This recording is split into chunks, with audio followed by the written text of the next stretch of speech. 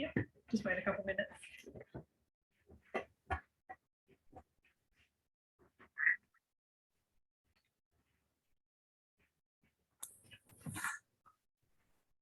All right, welcome everyone to the next of the National Virtual Development Seminars. I apologise you can't see me at the moment. We're having a few computer issues over at Rowing SA, but that's all right because I'm definitely not the person we're all here to see. So I guess on that, welcome. We're incredibly lucky to have Cam Girdelstone here to talk to us about getting the most out of nationals. As far as sort of careers in rowing goes, Cam's done so much. He's done everything. You know, nationals, school rowing, senior teams, junior teams, world championships, Olympics. He's had and still has an excellent rowing career, and we're incredibly lucky to have him here today to share his knowledge and his experience with us. Before I hand over to Cam, I just want to go through a couple of housekeeping rules with everyone. So firstly, if you could just keep your microphones on mute for the majority of the presentation, that would be great. And secondly, I guess if you've got any questions for Cam, there'll be some time at the end of the session. So if you could write them in the comments, or if you want to save them to the end, Cam will be able to answer as many questions as you can.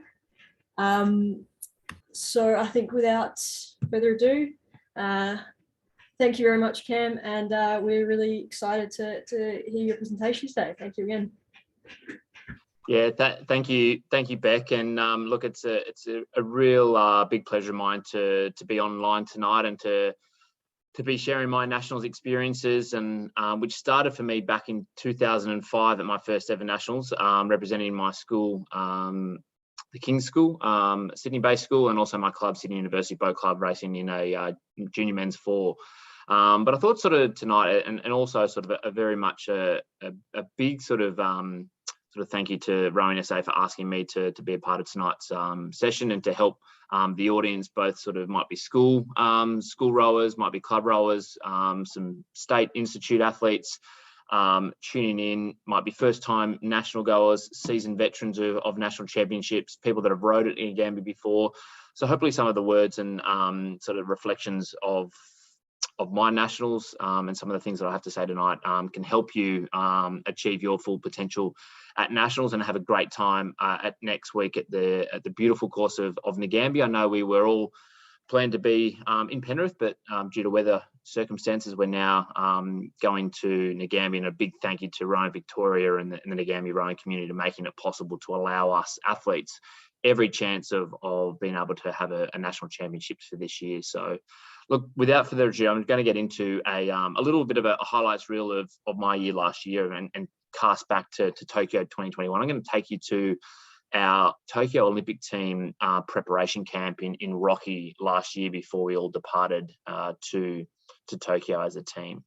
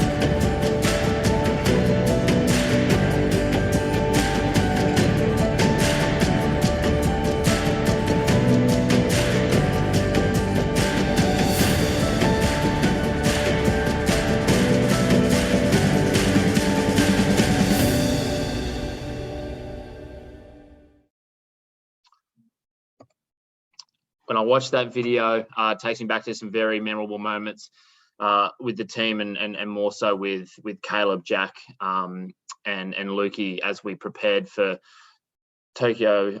Roughly we're probably about 6 weeks, maybe 4 weeks out from the games at that period, maybe at less. But some really magical moments and moments that we shared as a team, as a crew, and as we prepared to go into Tokyo.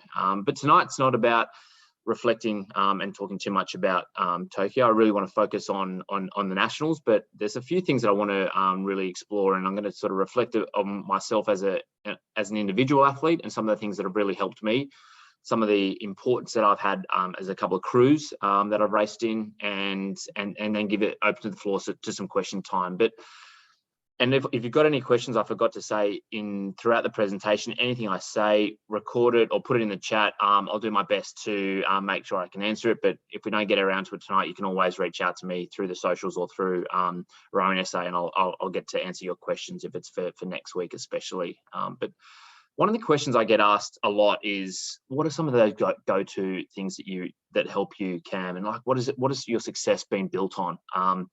And I reflect on this question quite a lot over my career and what has helped me. And I guess a big one to answer that is, well, I learned these foundations from a very young age and have built upon these as I've got older through different experiences, reflected, rode with different people, learned from different people, and mastered sort of what I sort of think has been a real big sort of sounding block or foundation to my success. And I basically I think these ones for me of resilience, accountability, seizing opportunities, and teamwork. And what I mean by these is that these have all played a really crucial role for me as an individual athlete, and also in the crews that I've got the chance to run both domestically, nationally, and internationally, and on the world stage of our sport, being the Olympic Games at 2016 and 2020 in Tokyo.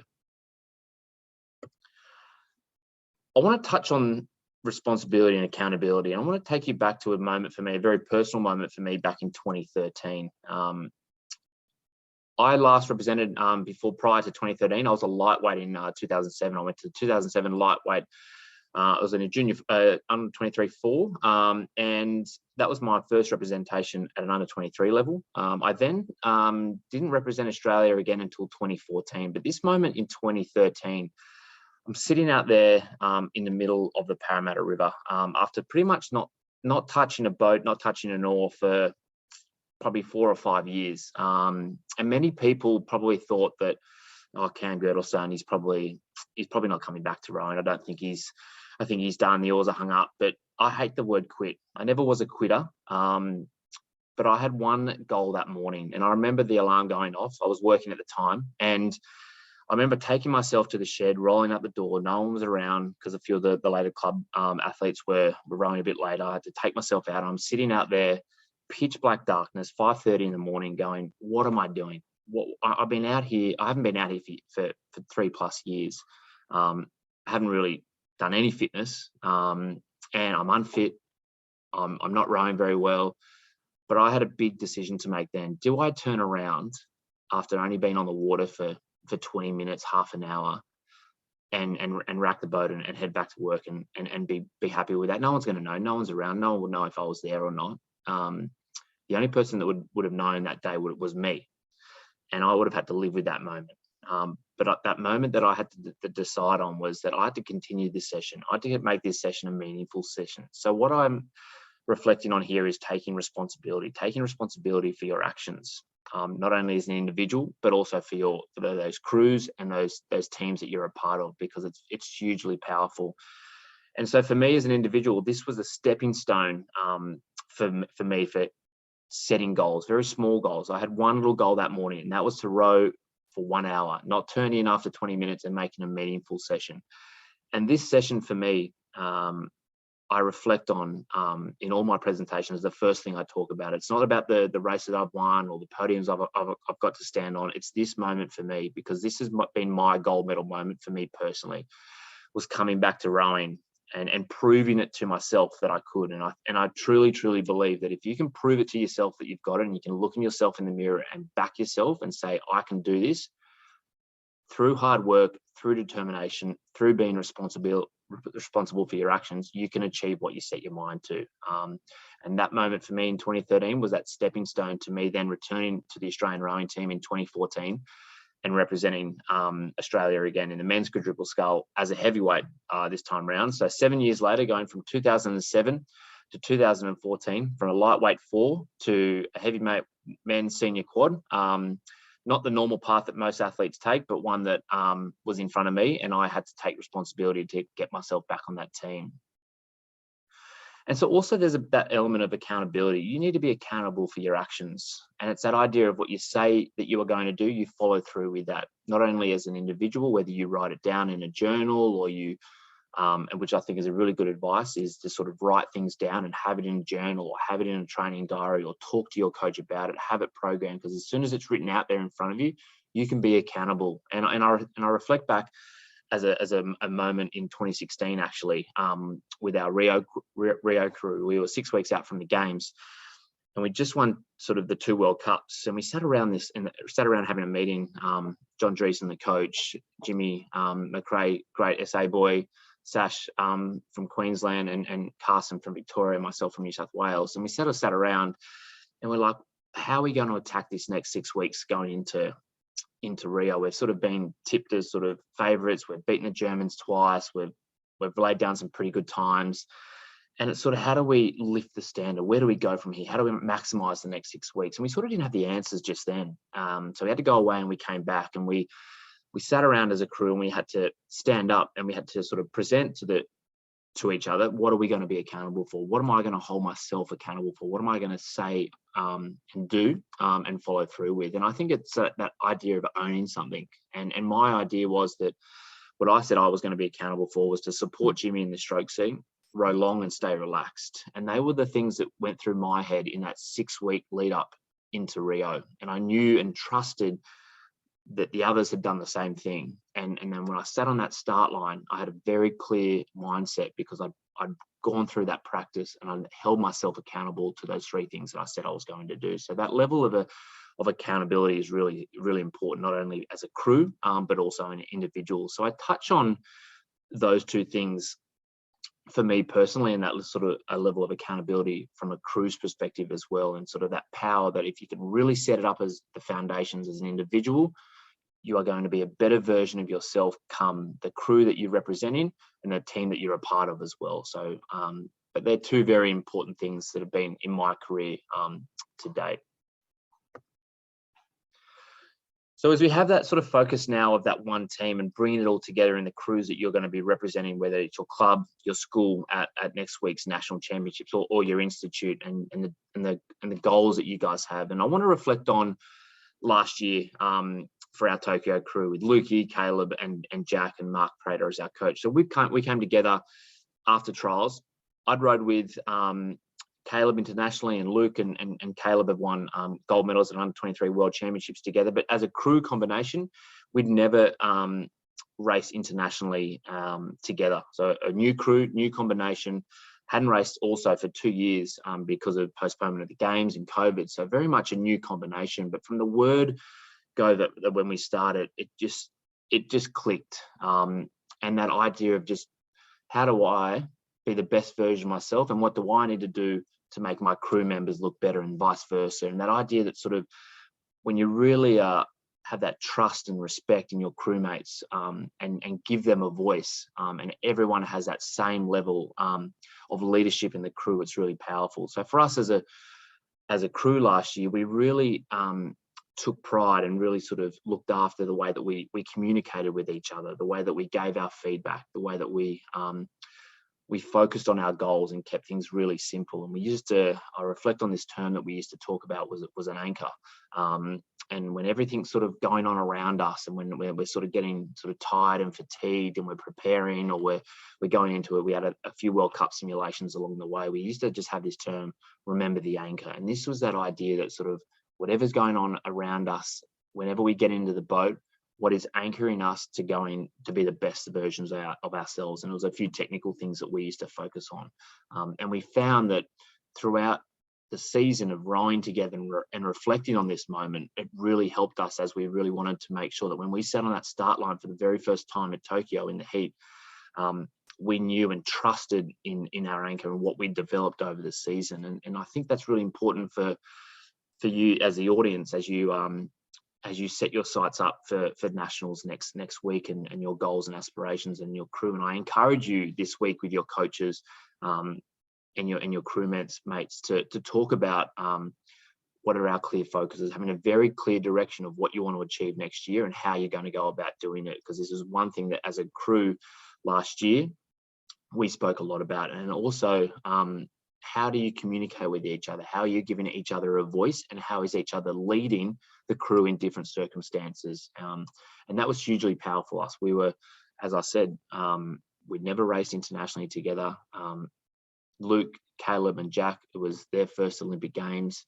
But together as a unit, we were strong. And when we sat on that start line, that trust and respect in each other was rock solid. And we knew what our goal was. We knew what we were going to do because we had dress rehearsed it throughout the whole season. We'd communicated the language. What we were talking about was no different when we sat on that start line. And some of the questions that came through prior to tonight was sort of some questions, and I'll get to them towards the end, about what are you thinking about when you sit on the start line? What's going through your head? How do you prepare? And we'll touch on those. But moments when we're like this on the start line of our heat at the Olympic Games, what is bringing us together as a crew and as a unit? Well, it's what we had worked on throughout the whole season. Our technical foundations, we kept it really simple, and we knew what we wanted to do and how we wanted to row the boat come Tokyo. Not no one else's technique or way that we created it, and we had trust in it, and we respected everyone's role within the boat.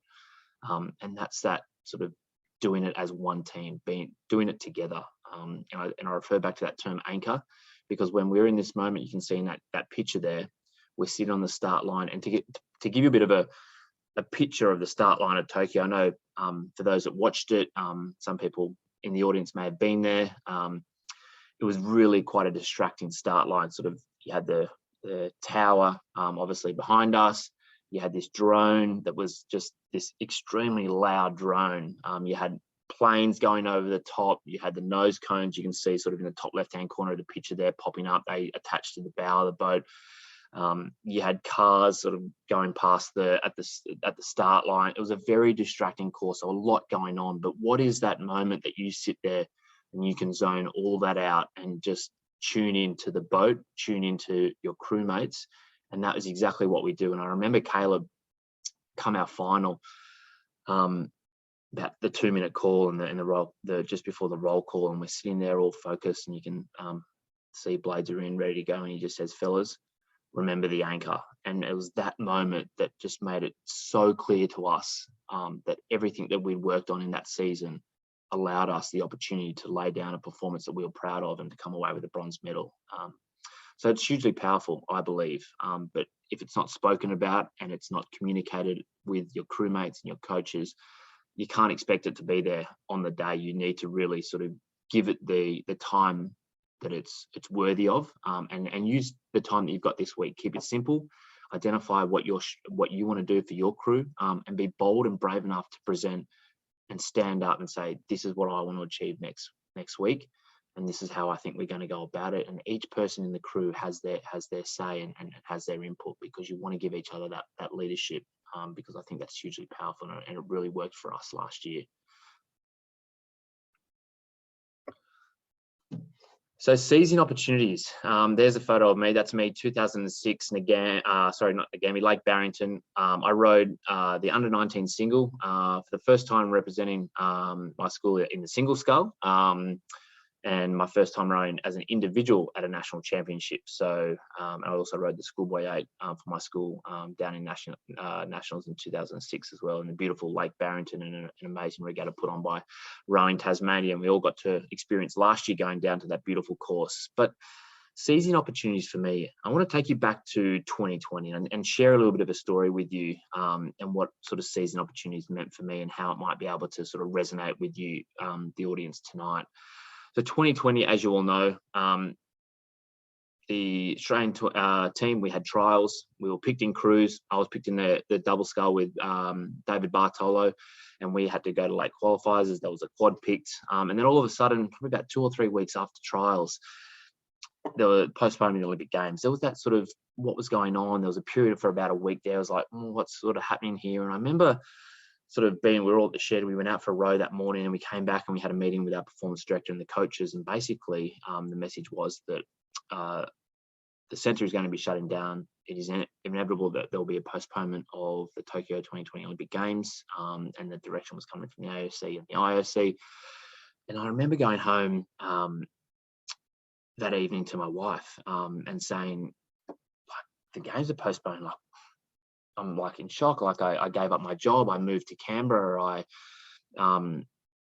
focused purely on my goal to sit on that start line at Tokyo 20. And the moment she said to me then was, you're going to the Olympics.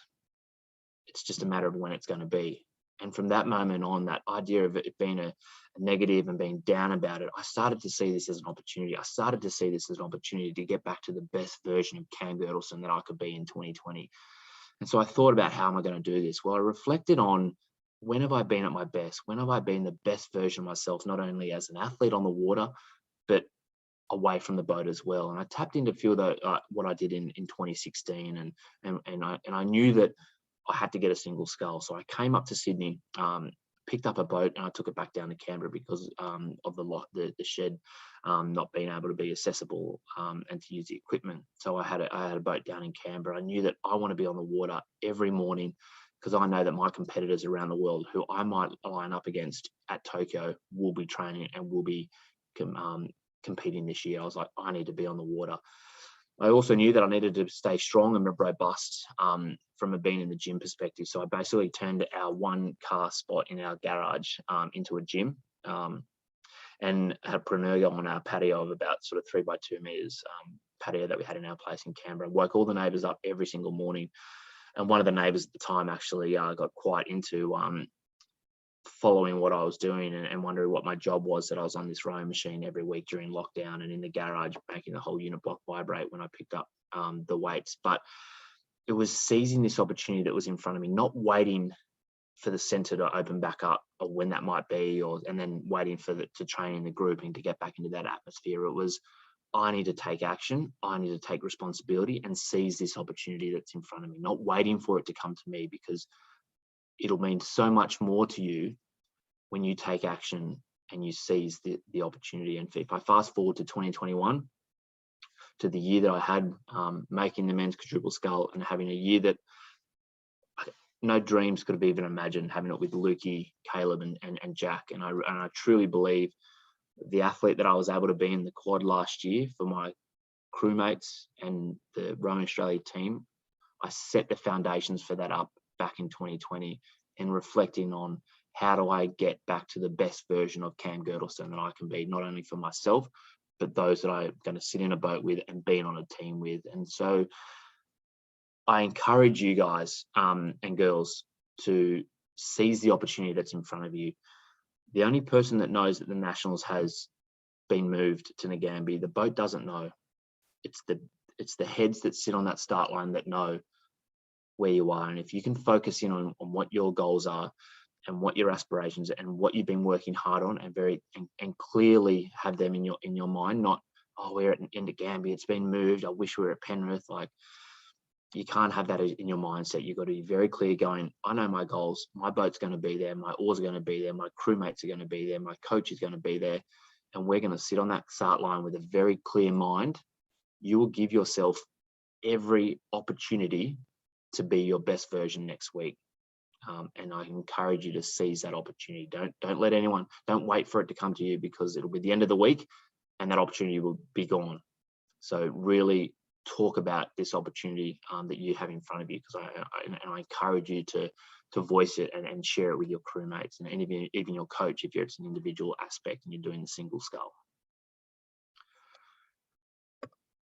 So there's a photo of my crewmates and I for school, 2006 Lake Barrington, Schoolboy 8, and there was on that podium was Melbourne Grammar and Scotch as well, and a very competitive field of athletes, but great to represent my school and to stand up there with my mates. And these are what memories are made of.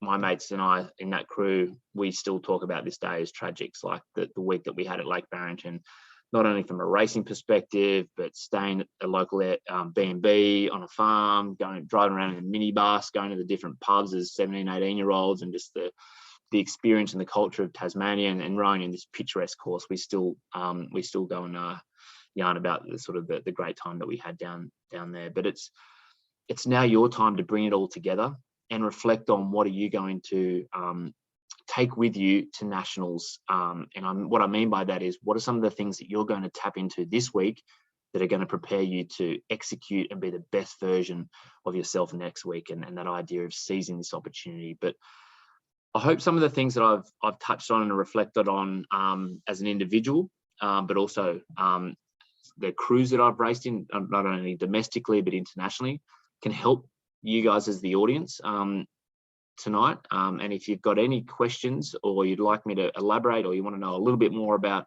Tokyo or Rio or this race, I wanted to sort of share some of my experiences and what I've learned along the way. My medals that I've been able to achieve, but personally for me, a very defining moment in my career was coming back to rowing in 2013 and taking myself back out onto the water. That has been my gold medal moment. And I'm sure you all have moments in your careers to date that you can tap into and reflect and be like, I was at my very, very best at this moment, and I'm going to tap into that little piece of the puzzle next week.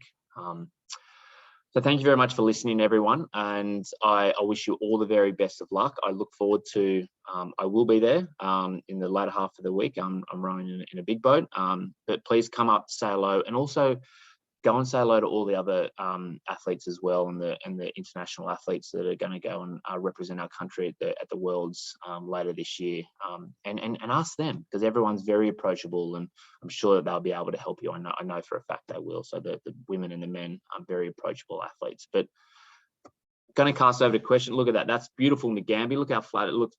Perfect. We're ready to have nationals there next week. So if there's any questions, I thought there's a few that have already come in, and I'll fire away a couple that have come in, and thanks to all those that have sent them in. So, and then I'll go to a couple of live ones that might be in the chat, and Becky might be able to help me with a few that have come through. But the first one is, what is a good race plan? Well, I guess a good race plan is, it has to be your race plan, not somebody else's, or not one that you've read, or not another one that you've watched. It's got to be yours or your crew's, and everyone in that crew has to have a say and has to have a voice in what they think is going to be the most desired race plan for us. And now, it's also really important when we talk about race plans, it has to be fluid. You can't control what everyone else is doing in a race. The one thing that you can control is your performance and your mindset and your focus. So if you're worrying about somebody else's race plan or what they're doing, you're letting them into your boat and impacting on your performance. So my big, probably, is there a good race plan? Well, the most important race plan is to focus on your mindset and what you need to do to achieve for your crew, and what you're going to bring for your crew. If it's you sitting there in the single, make sure that you prepare and remind yourself, what are some of the technical cues or the cues that I'm going to be reflecting on as I race down the course. And you want to sit there very clearly on that start line, knowing exactly what they are. You don't want to have that, what if this person does that? No what if thoughts. You want to be very clear, and not worrying about what others are doing. Not too narrow-minded and too tunnel vision, because I've had races and where I've gone way too into the tunnel and not sort of been aware of what's going on around me, and I've had some really poor performances. It's about being aware, but being able to really tune into your mindset and being very clear with that. So race plans, and there was about, especially the Ngambie course, do you race strategically? Well, it's really important if you've got heats, semis and finals, to make sure that you are doing your absolute best performance come the final. And I've had I can reflect on numerous occasions where I've got this wrong, where I've gone way too hard in the heat, had enough, just made it through in the semi, and had nothing to give in the race that actually really counts, which is the final. So you need to be really understanding of how you're going to pace your races. And I guess a course like Ngambie, well, you can't control the wind. You just need to be able to know what the conditions are and how you may have to adjust how you're rowing the boat, whether it's head breeze or cross breeze or tail breeze, but making sure that you talk to your coach. If it's something that's on your mind, it's best that you have a quick chat about it, because you don't want to be on the start line again thinking about something that you can't control. You want to be very clear with what you can control, and that's that mindset of yours. So racing strategically, I would encourage you, I would refer to that as if you've got heat, semis and finals, pace them well, and just do what is the required task for each. Come the final, you leave no stones unturned and you give it your absolute best shot. Good question that's come in, which was about travel. How do you travel as an athlete? Do you have any tips and tricks? Largely, a lot of my tips and tricks have come from the great resources that I've been fortunate enough to be able to tap into at Rowing Australia, which is all the amazing support staff, not from a physio perspective, a nutritionist perspective, soft tissue, doctor, and the coaches as well. How can we best travel? Well, number one, you want to, especially right now, is limit exposure to chances of getting sick. Prepare your food. Don't sort of think that you can if you're traveling in a car, it's just an absolute road trip of every Macca's or 7-Eleven or BP along the whole highway. Just be mindful of the food choices that you are eating, because you've prepared at your home locations on a diet. You don't want to then just dramatically go and change that and upset our stomachs or change things too much. Stay hydrated, absolute big one. Keep moving as well. A lot of you might be in the cars for long periods, might be traveling, bus, plane. Keep moving, keep active. Try not to, if you're sitting in a car and you're going to be sitting on a plane, where you can get up and move, stretch. That would be some of the things that you can travel best. But I think the big one right now is definitely limiting sickness and exposure. So you want to be you almost got to be and look after each other. If you can see a crewmate doing something, say, hey, remember, like we said as a crew, we're not going to do that. So you've got to call people out, because you don't want them to go down come the final, and they may have to be replaced, or your crew might not be able to race. That again, cooking, eating properly when traveling. I think that's we just answered that question. How have you dealt with the uninterrupted preparation? Well, I reflected and touched on it just prior, which was we had a postponement in Tokyo. Actually, our race was postponed, and we had no control over when that race was going to be. It's the officials and the people that organised the regatta. So our race was postponed by 2 days. But as a crew, we were very clear of how we were approaching this mindset. Was when the race is in the calendar and in the schedule, and we're going to race on that time. But if it's not tomorrow and it's postponed, we'll still be relaxed. We're not getting too tense that when is our race going to be. We were ready come final, and I think that was due to how we dealt with the change and the postponement of our race in Tokyo. And I think exactly the same scenario for you guys and everyone is a change of location. You can still, your boats are going to be there, your oars are going to be there, you're going to be on the start line of the Nationals 2022, and you're going to give it your absolute best shot, no matter if you're in Penrith or in Ngambie. And so I think if you tick that off the list of your mindset and go, I'm going to Ngambie, Nationals is in Ngambie, I'm going to race my heart out, then I don't think that will be an uninterrupted process that you have to deal with from your mindset perspective. Great question. I'm going to finish off with mine, and then I'm going to go to the floor. Was how do you manage with work life, rowing, school, etc., balance? So a really, really good one about balance. And I think what I've learned and been able to be fortunate enough that I've been able to work and train full time in different periods. At school, it really taught me time management, balance, and how to get things right. And I'm sure there's a lot of audience of school kids, and I think what you guys are doing, rowing and studying and doing all the co-curricular activities that you guys do, I encourage you, the more you put in, the more you get out for all those school kids and also the other audience as well. Put in, you get out. But balance is really important. You need to devote time And that idea of your coaches might have reflected on the sort of when you're on the on-off switch. So when you're rowing, you very clearly are very present. And what I mean by that is you're focusing on your rowing session or the session that's sort of been prescribed to you, or if it's a weight session, you're not worrying about something else in the weight session, and you sort of, your mind's going around in circles. You're very much present with your crew, and you're really, really focused. And I think that helps in that you're not going to try and do too many things at once. I've fallen into that trap. I've tried to stretch myself far and wide, and things have got to give. And I think as you prepare for nationals, you want to be making sure that you're getting really good sleep, you're getting really good recovery, and you're organized, whether it's your uni, whether it's your school next week, that you're not trying to manage lots and lots of things. Let's make sure maybe next week has an increased rowing focus for your mindset and your time management. So making sure you use this week to get everything organized. So I like to write lists, otherwise I forget with the amount of things that I've got going on. I think my wife has probably been a really great help over my career of being organized and writing things down. So I encourage you, write things down, have a training diary, use your school diary, whatever it may be. Some questions may have come in, Beck, so I'm happy to answer those, or any that want to fire off. There's one, if you want to sort of ask them to me, Beck, I'm happy to answer the question.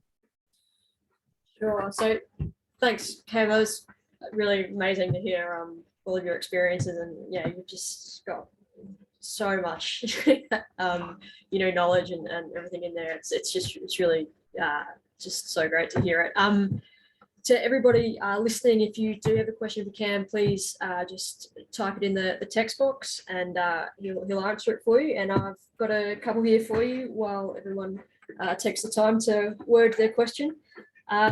So I guess my first one, Cam, is how do you sort of mentally come back from a poor performance? And I guess especially at nationals, when you do have the heat, the rep, the semi, the final, you've got a lot of kind of scope there to have varied performances. How do you move on from one where you haven't performed how you've wanted? Yeah, it's a great question, Beck. And I think for me, first off, I'm going to probably personally attack this one, sort of what not only from some sort of poor performance that I've had, and things that as an athlete that I've really worked hard on to try and get right. Two of the things that I still believe that I have work to be done is overthinking and worrying about what others think. And these have been two things probably for me as an athlete I've really worked hard and got help with to try and work these out. Spoken to other athletes, tapped into the resources around me to try and identify these things, because these were areas of opportunity for me to get better. And what I mean by that is overthinking it. Your mind is just constantly sort of looping of, what if this happens? What if that happens? Or like things that you can't control. And the other one that you can't control is what others think.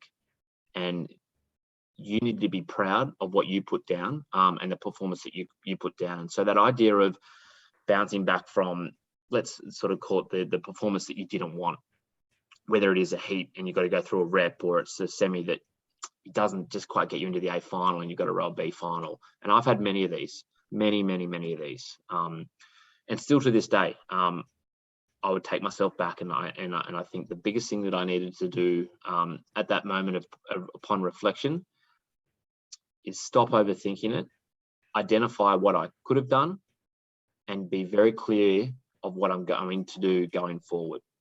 So if we're sort of looking at progression from heat, semi, final, if you didn't quite nail it in the heat, or you didn't quite nail it in the semi, but come the final, you know what you need to do. Don't keep looping about the semi or the heat. Know exactly sort of if it's the next day and you get a pre-row, or you've got a night, or try and switch off, or don't watch it again, or try and analyze every bit of it. Know that the final is where you need to be with a very clear mindset, and you know exactly what you're going to do, and you're not going to bring in or drag with you some of those semi things, or you're like, oh, I did this in the semi, it might happen in the final. No, if you have a pre-row that morning, be very clear on the things that you're going to replicate come that final from what you know that you can achieve. And it's important to talk about it, but don't over analyze it. would be my advice. And personally, for me, that's been a big one for me. And I still believe I have an area of opportunity. If I touch on our Tokyo crew, our heat, we did the job of making it directly through to the A final. But I think as a crew, we all were brave enough, and Mark, as our coach, we sort of said that wasn't quite our best race. Yes, it did the job. Yes, we qualified for the A final, but we know we are better than that. And so from that heat to the final, we were very clear on our process. We were very clear on how we're going to get there. And basically all we focused on was come back to what we have done all season. And what have we focused on? We'd focused on our anchor. We'd focused on what makes our boat move fast. And it was really simple. And we had 3 things that we were focusing on. And that's all we spoke about, basically, in all our preparation rows up to the final. And I truly believe that was a turning point for us. We were bold enough and brave enough to say, that wasn't quite it, and it wasn't us. Get back to what we know. Yeah, excellent. I've got another couple of questions that have come through. So I guess the first one is, what advice would you have for a first timer attending nationals? So someone who's never been before, what would you say to them as they get ready and as they come into next week? Well, the first thing I say is a massive congratulations. You're going to a national rowing championships for the very first time. That is a huge honour. Whereas if it's your school or your club or your state that you're representing, congratulations, and give yourselves all a big pat on the back if you're listening in tonight, because it's a massive achievement. My first one back in 2017 as a 17-year-old. I represented Sydney University in a junior 4, and I rowed with some year 12 boys, and I just thought it was the best thing ever. Where I was there at this regatta, there was senior rowers walking around, was superstars as a young athlete, and as a first timer, you watched them on TV, and I was just like, this is amazing. Like, I was at Penrith for the first time for me, and then I got to go down to Lake Barrington in 2006. But for the first timers, enjoy it. Embrace being at a national championships with all these amazing athletes around you, and you're there on a national stage giving it your absolute all, and back yourself. And as I said at the start, if you can look at yourself in the mirror and be bold and brave enough to say, I've got this and I can do this, then take that with you in every stroke that you take, and be proud of what you've done as a crew and to date, but also know that, and be excited as well. So I would say have fun, be proud of your performances no matter what they are, and if you have aspirations to go on, use this as that foundation to just keep consistently making those steps. Yeah, excellent. Another 2. So firstly, what's your opinion on pre-rows, and do you find that it's helpful for you, or do you prefer to have the time off? Yeah, it's another great question about sort of race day preparation. I like a pre-row myself, personally, always have. I just like that idea of waking the body up. It doesn't have to be a massive pre-row, or just that sort of idea of waking the body up and getting moving, using that time to just sort of be prepared, be organised. You're down at the course, you're there, you're not sort of factoring in sort of getting there sort of with a shorter period before you race. But I know there's many successful athletes that have done some amazing performances with just what they know. So I'd say it's very much an individual thing. If you're in a crew and there's mixed sort of, I don't want to pre-row, but like, do we have to sort of discussions? Well, maybe sort of there might have to be a balance of how to attack it. We pre-rode in the quad in 2020, 2016, we also pre-rode, and I have sort of basically all my nationals and individual performances. But it's very much an individual thing. Yeah. And I guess sort of on the other side of that, so another question that's coming here is over the kind of the course of the week, and it can be a pretty long week, the Nationals week. How do you stay on top of your recovery and sort of perform your best for the finals?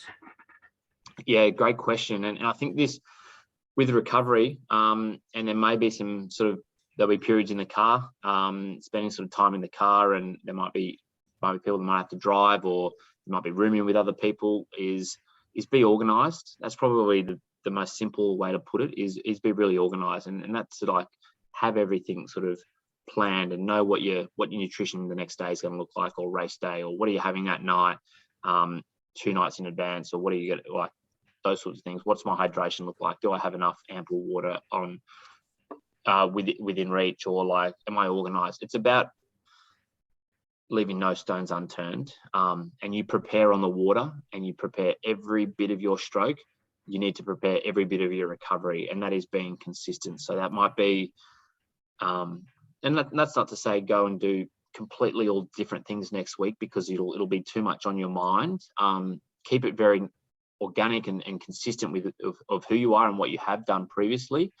But it might just be thinking about your time on the phone prior to bed, or limiting the phone before a race. But I know very much individuals like to use their phone or use it as a distraction. So it's very much an individual thing. These are just ideas. But for me, and reflecting on my preparation, is be organised. And that's be organised with your food, be organised with your recovery, and your travel as well. You don't want to sort of the morning of knowing, oh, how am I going to get to regatta, and it's 2 hours before your race and you've got an hour car ride. Like, that'll increase stress, and you just don't want that. You want to limit that stress as much as possible for nationals. Excellent. Now, I've got another question coming here, and I think it might be a bit of a personal joke, but I'll ask you anyway. I had a question that's come in. It says, ask him how Mario Kart helped him prepare for racing in 2010 Nagambie. Mario Kart 2010 Nagambie. This has probably come from, and I was prepared for a couple of these questions, Beck. So Nagambie 2010 was Sydney University. We're staying at Shepparton, and some the accommodation there. And I think sort of Mario Kart was a great way of team bonding. I'm going to say there's probably, I could probably name who that's come from, but I won't. But I'm pretty sure I know who it is. But look, I think absolutely it helped me. That distraction, that being with the team, and that's the fun things that you enjoy after nationals. But to answer that individual's question, it was a game changer. Whoever asked it. Well, I'm sure you beat him as well. Probably. Yeah, I agree. I'm sure I did. Yeah, absolutely. All right, so I've got one more question for you. If anyone out there has another question, make sure you get them in quickly, because we've only got Cam for another few minutes. So I guess the last question I've got here for you is, obviously we've got our preparation, we've got our performance, and we've got what happens on the water at nationals, and when we return and when we get back into training, we know we've got the gym, we know we've got our water sessions, but what can we do off the water, non-physical things to kind of develop as an athlete moving forward? Yeah, and that's a really, really, I think, a great question to finish on, Beck. And we've had a focus on laying down our best performances of what we can do sort of to have our best performances at nationals next week. But there's the next week after nationals will come, and we'll continue to train. And I think it's also outside of the boat, really developing as an individual. That might be as a school student, and that might be as a university student. Some people might be enrolled, they might have a job. Is also really feeling that you have balance in what you're doing, because rowing is, we work really hard. We get up before the sun. Some people are still in the gym before this, and the sun goes down. You spend all day away from home, and you come home at the end of the day, and you leave really early in the morning. So I think it's really important that we are developing and selecting paths away from rowing that are going to help our performances on the water as well. And I truly believe that who I am as an athlete, I have been shaped by the experiences that I had as a student, and the mentors that I had that helped me outside of the boat in the co-curricular activities that I was involved in as a school student. As I developed as a athlete after school, I also felt that sort of having university and having that balance was really important. And then when I was working as a teacher and training full time, it was really important to have that balance. And that, as I said, I touched on previous, was that ability to have that on-off switch. So when you're rowing, you're very present, you're very engaged, you're getting the most out of it. But when you're not rowing, you're developing as a student, as a university student, as an employer, as an employee. And I think that's really important. So I encourage athletes to really explore what they've got outside the boat. And if they sort of don't know, be brave enough to ask for help. Asking for help is not a sign of weakness. It's a sign of courage and bravery. And ask for help, because I haven't got to where I have without asking for help. And I've reflected on times in my career when I wasn't brave enough to ask for help. I tried to figure it out on my own. I tried to tell myself, oh, I've got this. I should be able to do this. Inevitably, I didn't. And back in end of 2008, it's for another day, but I wasn't brave enough to ask for help at the time that I was sort of coming off sort of top performances. I bottled it up. I stayed really insular. And if I had my time again back after sort of success I had at early under 23 levels, I would have straight away been brave enough to say, hey, I'm struggling here. I need some help. And I encourage everyone in the audience is be brave enough to ask for that help. Find your support network, find those people that you trust, and really stick to them like glue, because they will help you not only from a rowing performance, but to be the best version of yourself that you can be for those that are around you, not just rowing. Yeah, excellent. I think that's that's really great advice, and yeah, I think it's probably a really good spot to leave it on. Obviously, we've had you for an hour now, which is just so great for all of us. I've got a few questions. I'll send them through to you, and we'll have to maybe get back to those people offline, because yeah, we really need to let Cam go. So Cam, I cannot thank you enough for being with us tonight. It's been a real honor to listen to, and yeah, good luck next week. I know that you're an old hand, but I'm sure you still need a bit of luck with you. Yeah, well, I look forward to watching everyone in the audiences, their performances next week. Come up and say hello to myself or some of the other athletes that have represented our country at Tokyo. A lot of them will be there next week. Go up and say hello, ask them questions, because everyone in our sport, the great thing about it, everyone's approachable and everyone wants to help everyone. So good luck to everyone, and enjoy it. Yeah, absolutely. So I know we can't give you a round of applause, but we would if we could. So thank you, everyone, and thank you very much, Cameron Girdelstone. Thanks, everyone.